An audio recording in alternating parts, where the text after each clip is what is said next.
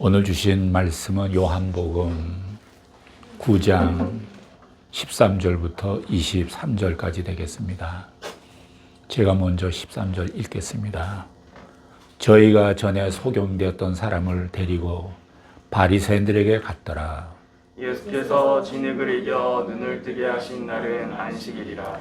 그러므로 바리새인들도 그 어떻게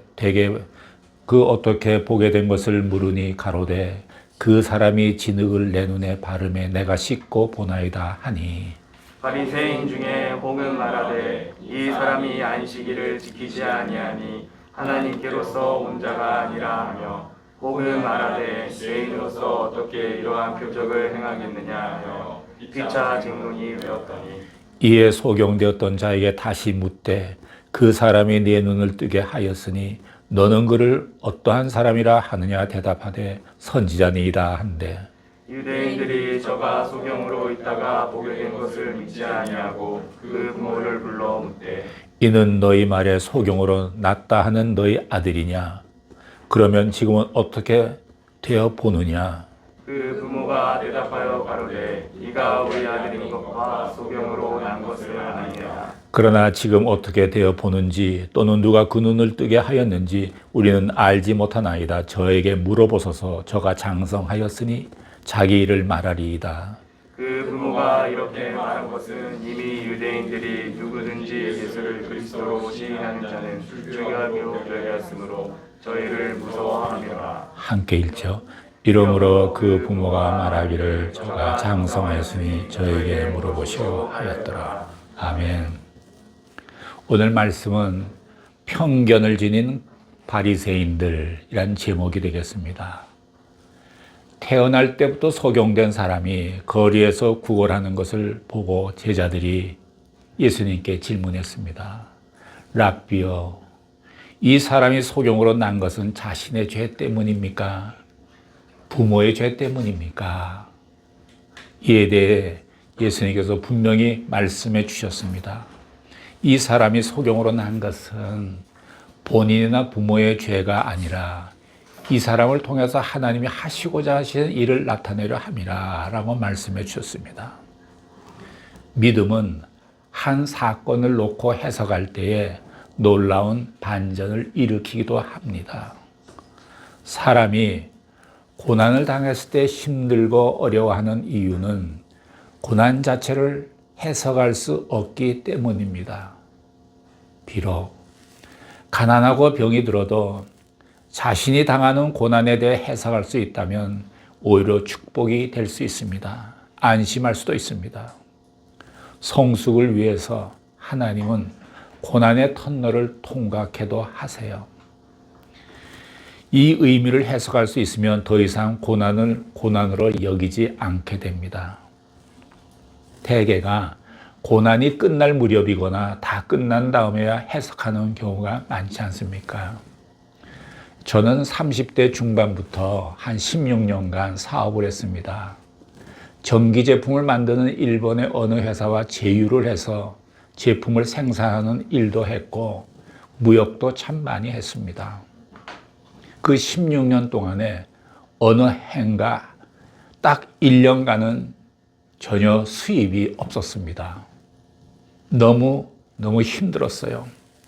그때 은행에서 융자를 받는 것도 누군가에게 사채를 얻는 것도 안 하고 무조건 무섭도록 참았습니다.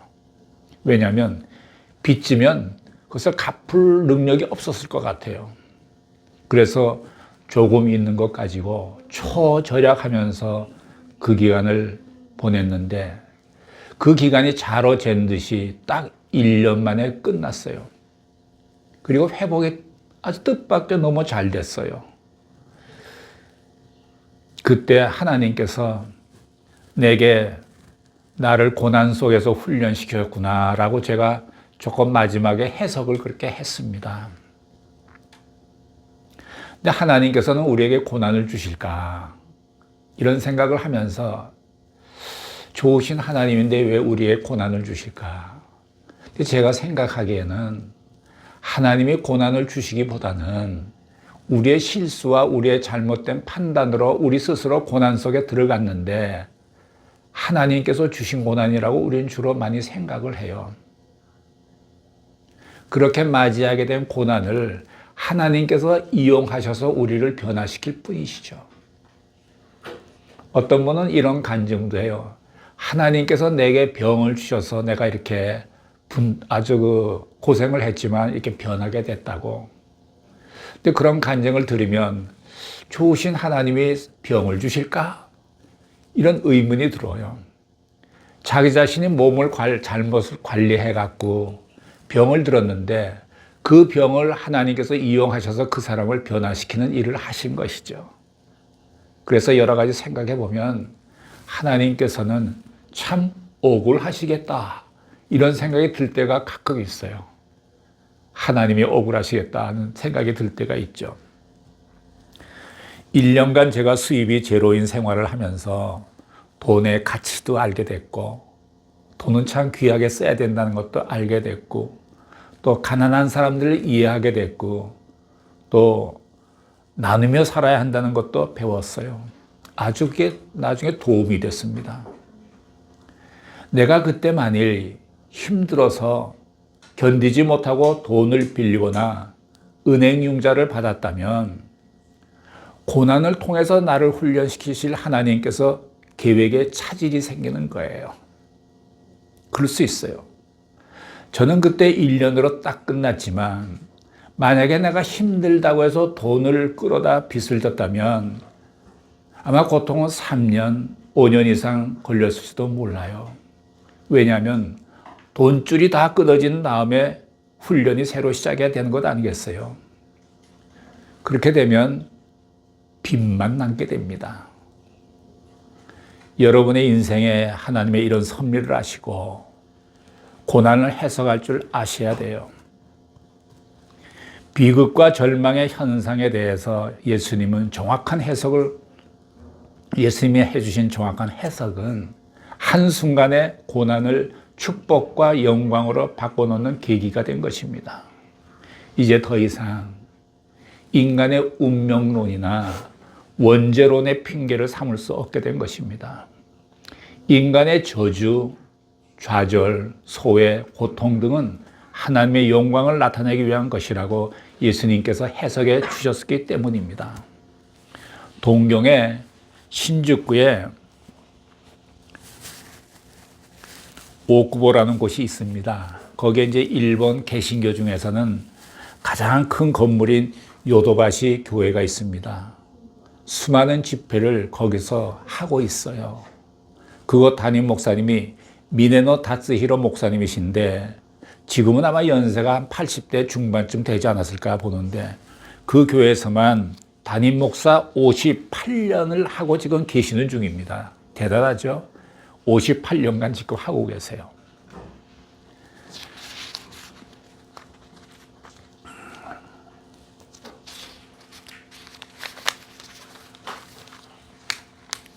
이분은 일본에서 굉장히 유명한 목사님입니다.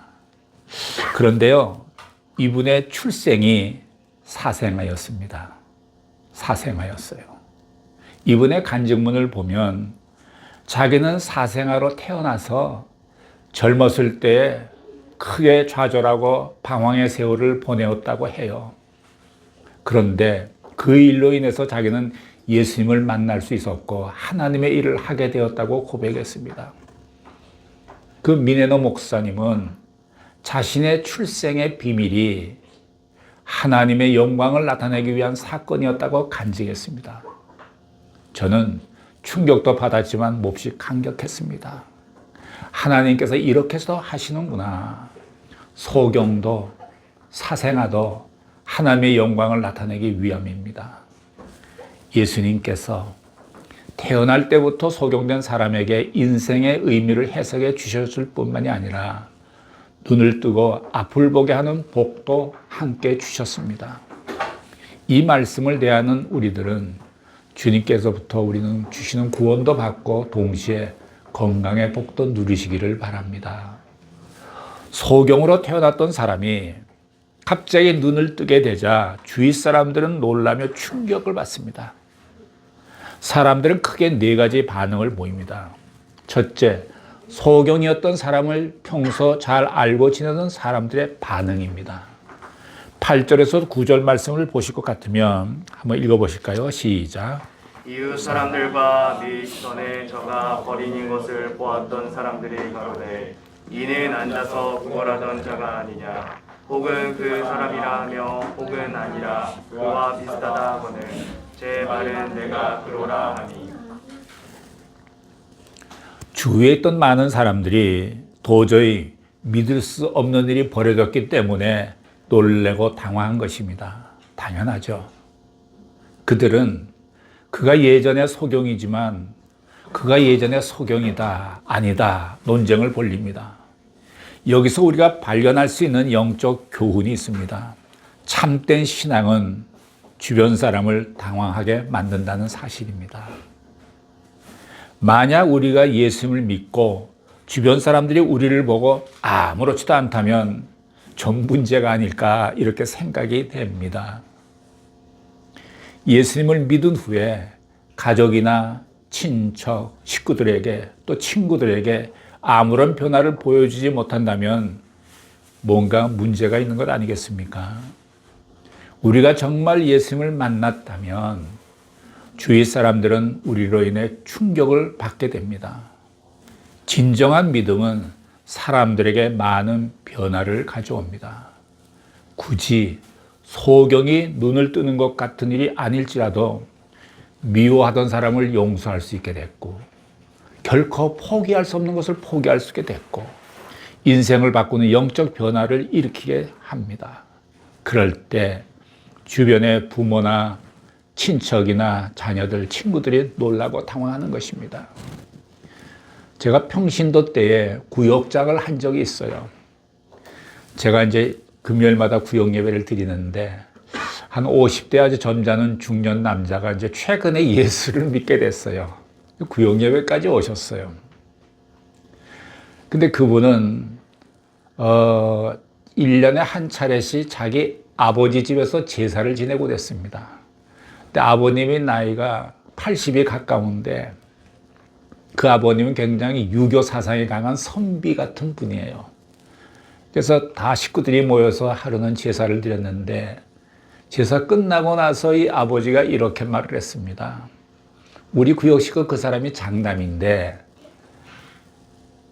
장남에게 하는 말이 아들아 내년부터는 너희 집에서 제사를 드리자꾸나. 내가 나이가 있어서 준비하는데 많이 너무 힘들다. 그랬단 말이에요. 모든 식구들이 그건 뭐 있을 수 있고 당연한 일이지. 근데 이제 이 장남인 이 사람이 이렇게 말합니다. 아버지 말씀대로 내년부터는 우리 집에서 추도 예배를 드리도록 하겠습니다. 식구들이 다 긴장을 했습니다. 이거 어떻게 이런 말을 하지? 아버지도 놀라서 한참 침묵을 했어요. 한참 침묵을 하다가 그 아버지 하는 말씀이 그래, 너 말한 대로 내년부터 추도 예배를 드려주렴. 이렇게 말한 거예요. 이번에 또 모든 식구들이 또 놀랐어요. 걔 나중에 물었어요.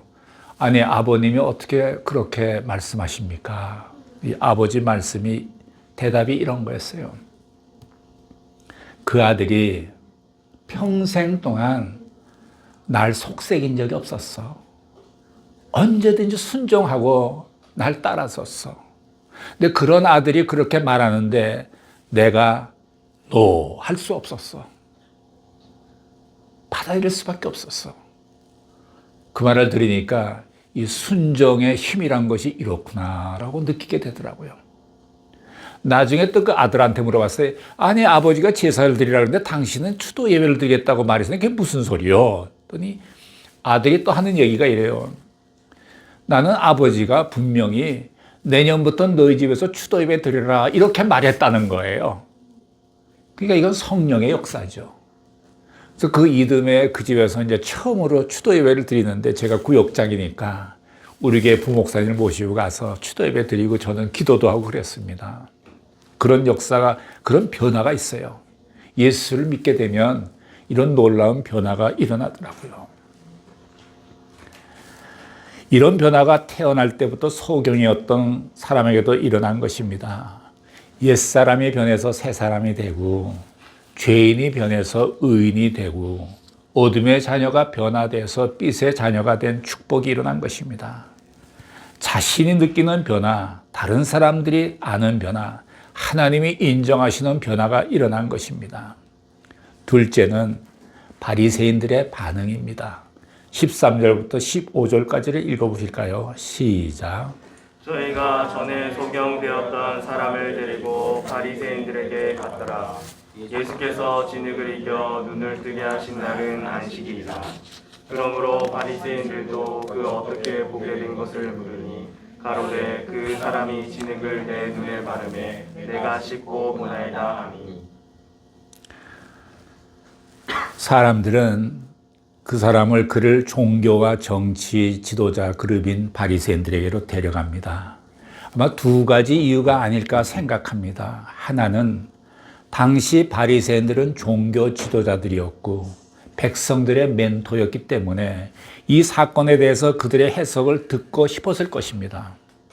또 하나는 예수님이 소경을 눈뜨게 한 날이 안식일이라서 안식일 엄수 문제를 물어보고 싶었을지도 모르겠습니다. 바리새인들도 이 문제로 고민을 하게 됩니다. 평소에 이단이라고 몰아붙였던 예수가 소경의 눈을 뜨게 하는 기적을 일으키자 바리새인들은 무척 당황해합니다. 그들이 눈을 뜨게 된 소경에게 묻습니다. 그는 거침없이 분명하게 대답합니다. 그 사람이 진흙을 내 눈에 바르매 내가 씻고 보나이다. 그는 사실 그대로 증언합니다. 사실 사람들은 눈뜨게 된 소경을 데리고 바리새인들에게 갈 것이 아니라 예수님께로 가야 되지 않습니까? 감사와 영광을 올려드려야 되는 것 아닙니까? 16절 말씀을 함께 읽어보실까요? 16절 시작. 바리새인 중에 혹은 말하되 이 사람이 안식일을 지키지 아니하니 하나님께로서 온 자가 아니라 하며 혹은 말하되 죄인으로서 어떻게 이러한 표적을 행하겠느냐 하여 피차 질문이 되었더니. 바리새인들은 소경이었던 사람의 증언을 듣고 서로 의견 대립을 보입니다. 한편은 예수가 안식일을 지키지 않는 것을 보면 하나님께서 온 사람이 아니다 라고 말하고, 또 다른 한편은 병을 고친 것을 보면 하나님께서 온 사람이다 라는 뜻으로 말하면서 나뉘게 됩니다. 바리새인들은 소경이었던 사람에 대해 불쌍히 여기는 마음을 전혀 갖고 있지 않음을 알 수 있습니다. 이래야 될 거 아니에요? 당신이 보게 되었으니 얼마나 기쁘냐, 축하한다 라고 말하는 것이 당연한 것 아닙니까? 그러나 그들은 오로지 예수님이 안식일을 지켰느냐 안 지켰느냐만 열중하고 있습니다. 이것이 종교의 잘못된 관심입니다. 교회가 가져야 될 진정한 관심은 교회법이나 교파가 아니라 사람을 귀히 여기고 실족하지 않도록 격려하고 인도하는 것입니다. 하나님의 관심은 교회의 건물이나 제도나 방법 등에 있지 않고 사람에게 있습니다. 영혼들에게 있습니다. 사회는 사람에 대해서 제도의 이용물로 여기는 경향이 만연해 있습니다. 예수님 당시의 바리새인들도 마찬가지였습니다. 그들은 사람을 중요하게 여기지 않고 종교적인 전통과 가치를 더 중요하게 여겼습니다. 자, 셋째는 눈을 뜨게 된 소경의 반응입니다. 그는 눈을 뜨고 나서 세 가지 반응을 합니다. 하나는 그가 말하는데 수식어가 전혀 없습니다. 두 번째는 그의 대답은 일관적입니다. 그리고 세 번째는 그는 사람을 두려워하지 않습니다. 바리새인이든 제사장이든 누구 앞에서도 당당하게 대합니다. 우리는 사람을 두려워하지 말고 하나님을 두려워해야 합니다. 사람을 두려워하게 되면 올무에 빠지게 됩니다. 그리고 17절 말씀에서 바리새인들은 너는 그를 어떤 사람이라 하느냐라며 예수님에 대해 관해서 묻자 그는 선지자니이다 라고 서슴없이 대답합니다. 그는 예수님에 대해 알고 있는 것은 선지자라는 것밖에는 모릅니다. 다만 그가 분명히 알고 있는 것은 예전에 자기가 소경이었다가 눈을 뜬 것과 눈을 뜨게 해주신 분이 예수님이라는 것입니다. 우리도 예수님의 은혜로 구원받은 사실에 대해 간단하고 진실하게 분명하게 고백할 수 있어야 합니다. 로마서 8장 1절과 2절을 보면 이런 말씀이 있죠. 함께 읽어보실까요? 시작. 그러므로 이제 그리스도 예수 안에 있는 자에게는 결코 정죄함이 없나니 이는 그리스도 예수 안에 있는 생명의 성령의 법이 죄와 사망의 법에서 너를 해방했습니다. 이 말씀에 믿음을 갖고 나는 구원받았다라고 확실하게 고백할 수 있어야 합니다. 지식의 확신을, 이성의 믿음을 필요로 합니다. 확신이 없는 지식, 믿음이 없는 이성, 그런 사람들은 방황하게 됩니다. 넷째는 소경의 부모의 반응입니다. 바리새인들은 눈을 뜨게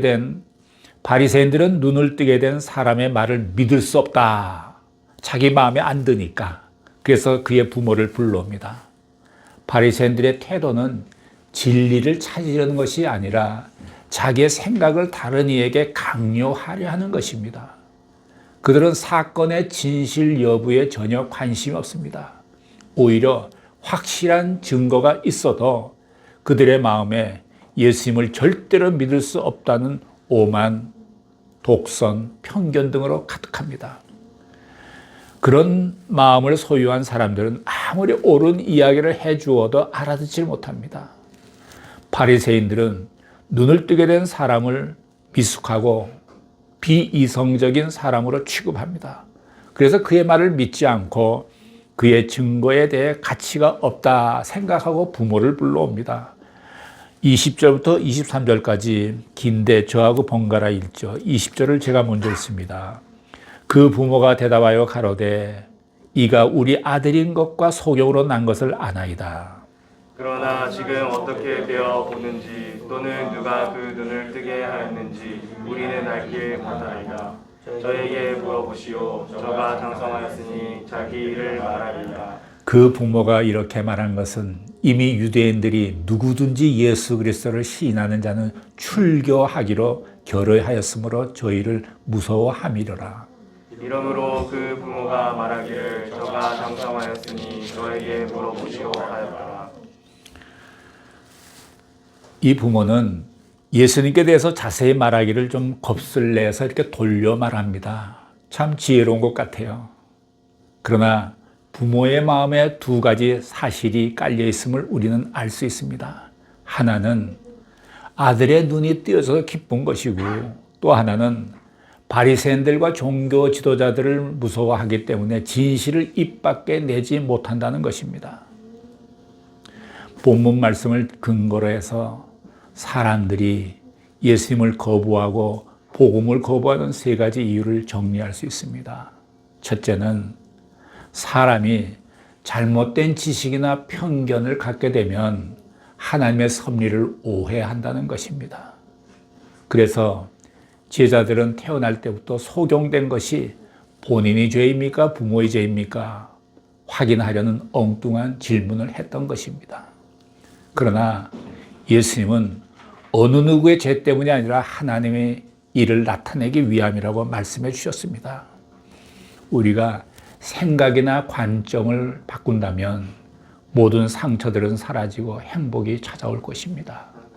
둘째는 율법주의로 인해서 안식일에 아무 일도 하지 말아야 한다는 종교적 관념이 예수님의 진정한 모습을 보지 못하게 한다는 것입니다. 전통적인 종교적 관념이 무섭습니다. 셋째는 사람들은 예수님에 대해서 그릇된 편견과 선입관을 갖고 있다는 것입니다. 여러분께서도 태어날 때부터 소경된 사람이 눈을 뜬 것과 같은 기적과 감동을 경험하면서 살아가시기를 예수님의 이름으로 축원합니다. 아멘. 기도하시겠습니다. 사랑하시는 하나님 아버지, 우리의 믿음 생활에 하나님의 기적과 감동을 경험케 하여 주시옵소서. 율법으로 사는 것이 아니라 복음으로 살아가게 하여 주옵소서. 하나님과 항상 동행하는 삶을 살게 하여 주시옵소서. 예수님의 이름으로 기도드렸습니다. 아멘.